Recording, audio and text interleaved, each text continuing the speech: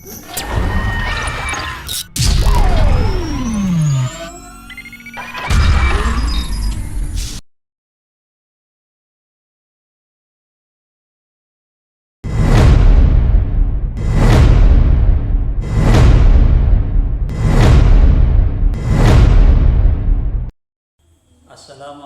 warahmatullahi wabarakatuh. Yang terhormat Bapak Ibu dosen penilai uji kinerja, perkenalkan nama saya Muhammad As'ad, NIM 2423991413. Saya guru Al-Quran Hadis di MTSS Nurul Hikmah, Payudan Dademan, Kecamatan Gulu-Gulu, Kabupaten Sumeneb, sekaligus mahasiswa PPG dalam jabatan batch 1 di LPTK Universitas Islam Negeri Fatmawati Soekarno Bengkulu. Pada hari ini Kamis tanggal 8 Mei 2025 akan mengadakan materi pembelajaran dengan tema Al-Quran dan Hadis sebagai pedoman hidup. Mari kita saksikan bersama-sama. Wassalamualaikum warahmatullahi wabarakatuh.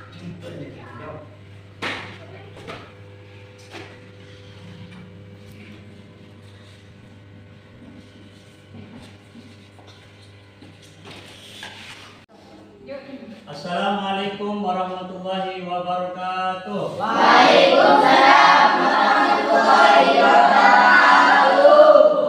Pagi anak-anak. Pagi, Pak. Bagaimana kabar kalian hari ini? Alhamdulillah, luar biasa. Allahu Akbar. Yes. Ya, alhamdulillah. Sebelum kita memulai pelajaran, mari kita berdoa bersama-sama agar pelajaran kita nanti berjalan dengan lancar. Silakan dimulai. Bismillahirrahmanirrahim. Rabbi zidni ilma warzuqni fahma. Rabbi shrah li sadri wa yassir li amri wahlul 'uqdatam min lisani yafqahu qawli. Terima kasih. Semoga dengan pembacaan doa tadi, pembelajaran kita pada saat ini berjalan dengan lancar. Agar kita mendapatkan ilmu yang maksimal. Amin ya Rabbal. Amin. Sebelum Bapak memulai pelajaran, Bapak akan cek kehadiran kalian. Kami panggil Zahwa Ayu Andini, Fatimah Zahra, Inayatus Solihah, Adam Ibrahim. Oke, alhamdulillah semuanya hadir ya. Oke, alhamdulillah. Anak-anak, sebelum kita belajar, Bapak akan memberikan sebuah motivasi kepada kita, kepada kalian semua, agar kita di dalam menimba ilmu itu, belajar itu, mendapatkan ilmu yang maksimal. Apa motivasinya? Yaitu harus ada rasa semangat dalam diri kita. Jadi harus dibangun terlebih dahulu dalam diri kita rasa semangat. Siap belajar? Ya. Oke, alhamdulillah. Hari ini ya, materi kita adalah Al-Quran dan Hadis sebagai pedoman hidup. Jadi Al-Quran dan Hadis sebagai pedoman hidup. Namun sebelum pembelajaran ini dimulai, Bapak akan membacakan tujuan pembelajaran ya. Jadi tujuan pembelajaran. Tujuan pembelajarannya adalah siswa dapat menjelaskan pengertian Al-Quran secara bahasa dan istilah. Jadi nanti kita dari hasil belajar ini kita dapat menjelaskan pengertian Al-Quran secara bahasa dan istilah. Siswa dapat menjelaskan maksud dan tujuan diturunkannya Al-Quran. Kemudian Kemudian juga siswa dapat menyebutkan fungsi dan kedudukan Al-Quran. Yang terakhir, siswa dapat menyebutkan isi kandungan Al-Quran. Itulah tujuan pembelajaran kita pada hari ini. Ya, oke. Maka selanjutnya Bapak akan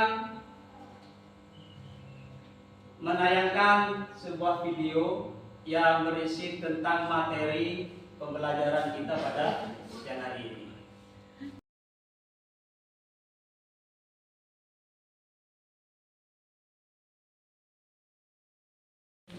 Baik, mari kita simak materi kita pada saat ini. Simak dengan baik-baik ya. Ya.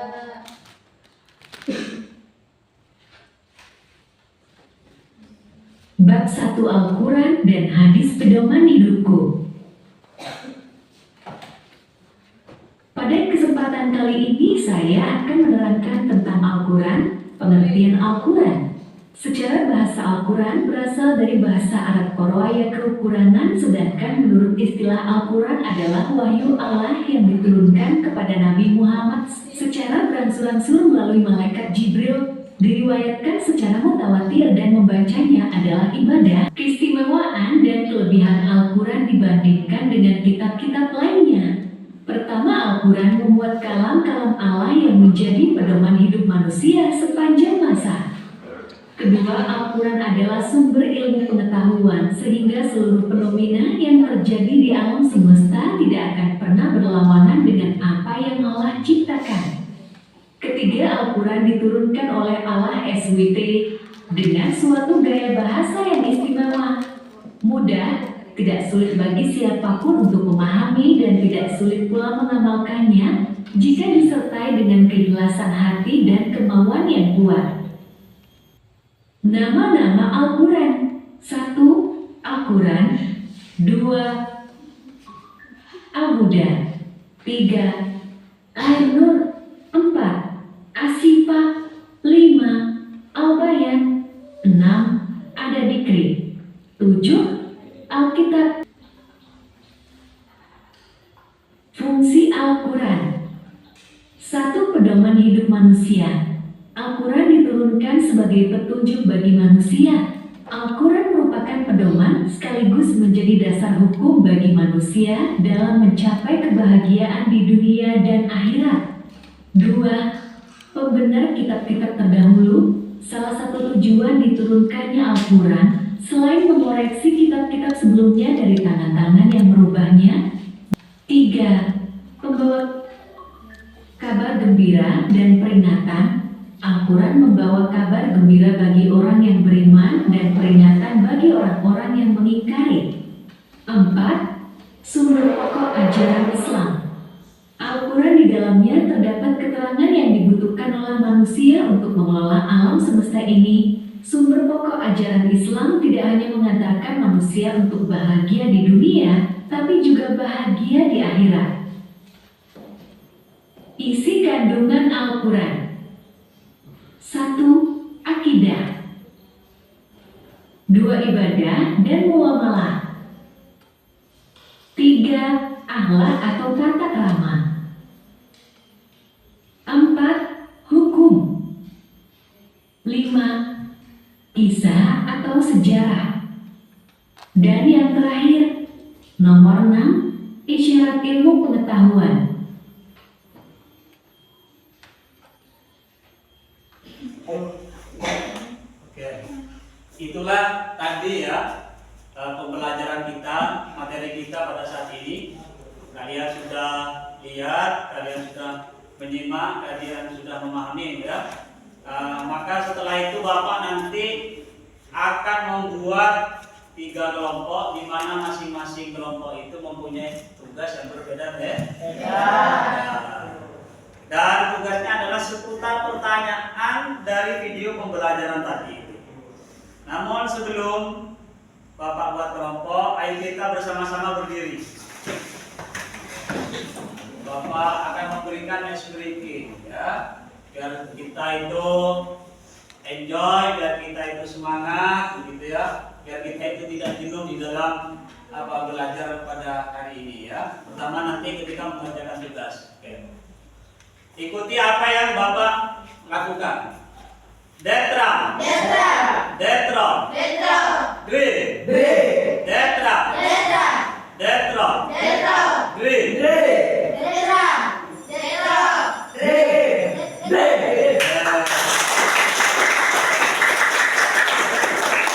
Selanjutnya dipersilakan duduk ya, duduk kembali. Selanjutnya Bapak akan memberikan tugas kelompok ya. Ya, ada 3 kelompok. Di sini kelompok 1 ya. Kelompok 1, kemudian kelompok 2 dan ini kelompok 3. Nah, sebelum kalian mengerjakan ya tugas kalian, Bapak akan kasih tahu tugas kelompok 1 itu menjelaskan pengertian Al-Quran menurut bahasa dan istilah. Kemudian mencari kata-kata atau mencari kata Al-Quran ya yang ada di dalam Al-Quran. Kata-kata Al-Quran yang ada di dalam Al-Quran surah apa? Gitu ya, ayat berapa? Ingat tugasnya? Oke. Kemudian tugas kelompok 2 adalah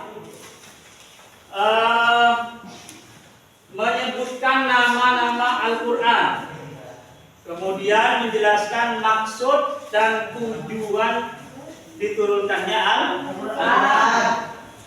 Paham ya? Paham.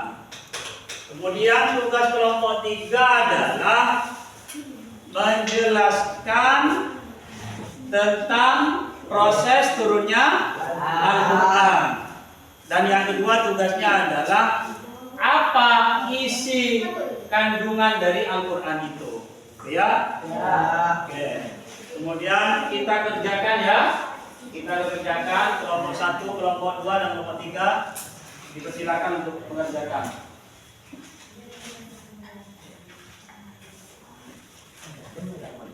Kelompok 3.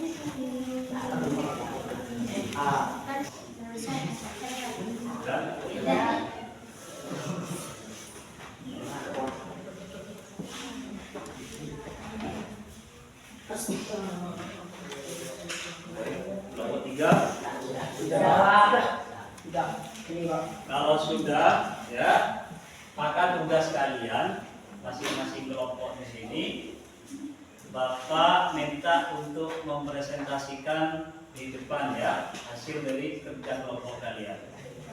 Dari kelompok 1 silakan, ada yang mewakili untuk presentasikan di depan.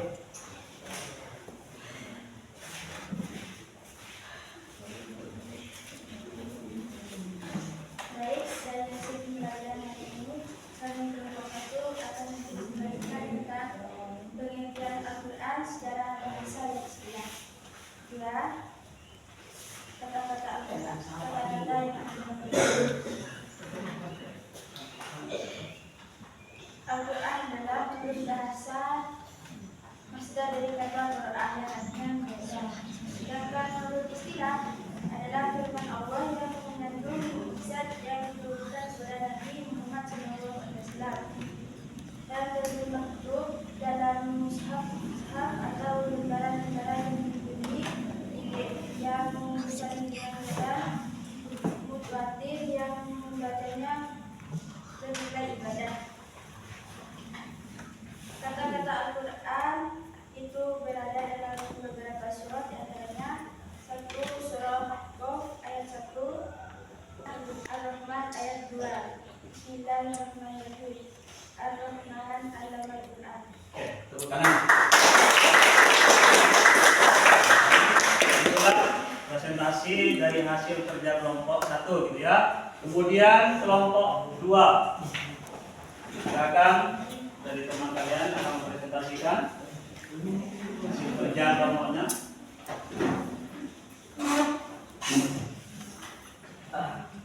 Baik, dari hasil kerja kelompok 2 kami akan mempresentasikan tentang nama-nama Al-Quran dan tujuan diturunnya Al-Quran.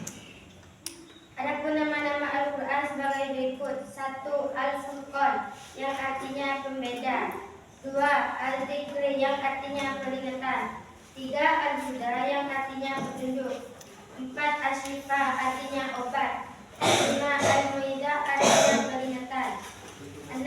An-Nur artinya cahaya, 7. Al-Haq artinya kebenaran. Sedangkan maksud dan tujuan diturunnya Al-Quran adalah: 1. Untuk memimpin manusia ke jalan keselamatan dan kebahagiaan, 2.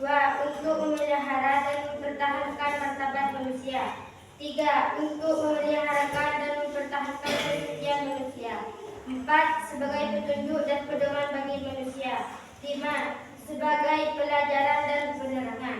Oke.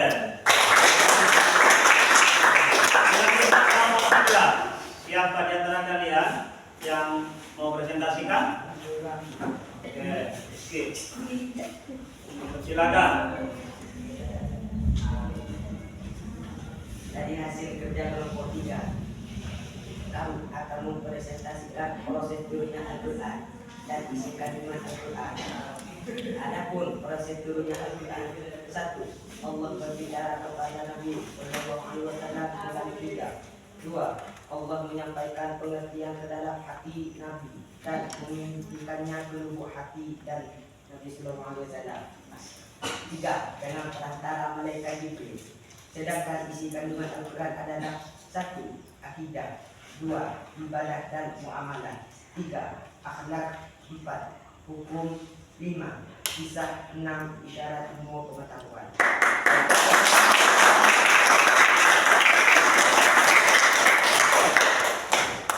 Alhamdulillah, setelah Bapak lihat dan perhatikan dari pembelajaran dan pada hari ini ya, dari pembelajaran pada hari ini, ternyata kalian mengerjakan tugas dengan bagus ya, dengan baik dan sesuai dengan video yang Bapak tayangkan tadi di depan itu.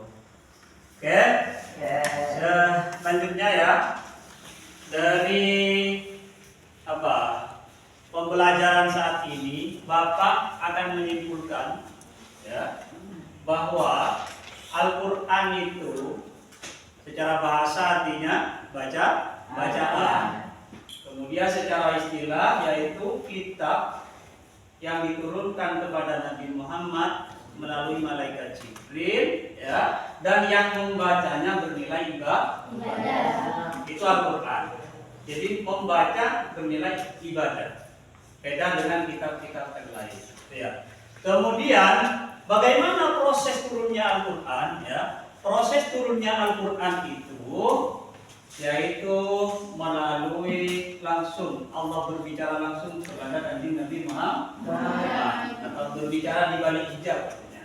Kemudian proses turunnya Al-Quran itu yaitu Allah memimpikannya langsung ke lubuk hati kanjeng Nabi. Kemudian turunnya Al-Quran itu melalui malaikat Jibril. Dan selanjutnya Al-Quran itu sebagai pedoman bagi kita, pedoman hidup manusia. Artinya apa? Di dalam hidup ini ya, di dalam hidup ini kita itu harus segala gerak dan gerik kita itu harus berpedoman kepada Al-Quran. Sudah paham ya? Kalau sudah paham, kita cukupkan pembelajaran kita pada hari ini ya. Semoga bermanfaat dan bermanfaat. Kemudian kita nanti akan bertemu kembali di pelajaran selanjutnya yaitu dengan materi hadis. Jadi kita akan bahas di pertemuan selanjutnya. Karena itu mari kita tutup pembelajaran kita pada hari ini dengan pembacaan doa.